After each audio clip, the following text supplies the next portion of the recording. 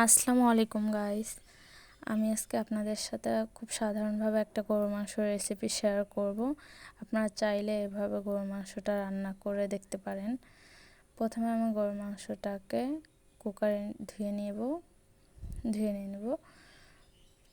তারপর আমি এক এক করে সব মশলা দিয়ে নেব। প্রথমে আমি পেঁয়াজ কুচি দিয়ে নিয়েছি, তারপর আদা জিরা আমি একসাথে পেস্ট করে নিয়েছিলাম, সেই পেস্টটা দিয়েছি।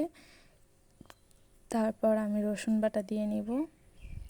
রসুন বাটা দেওয়া হয়ে গেলে এক এক করে সব গুঁড়ো মশলাগুলো অ্যাড করব।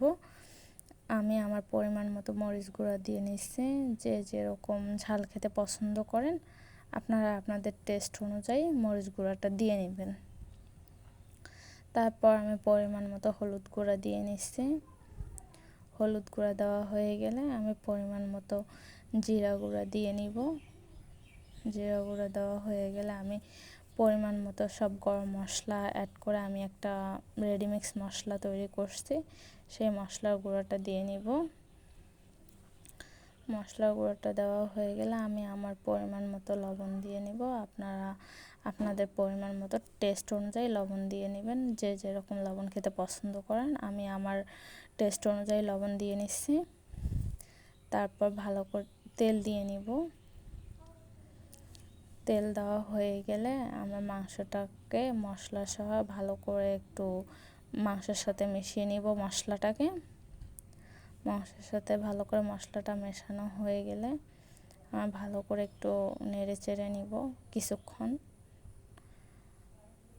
নেড়ে চেড়ে নিয়ে মাংসটাকে একটু পানি দিয়ে ঢেকে দিব রান্না হওয়ার জন্য।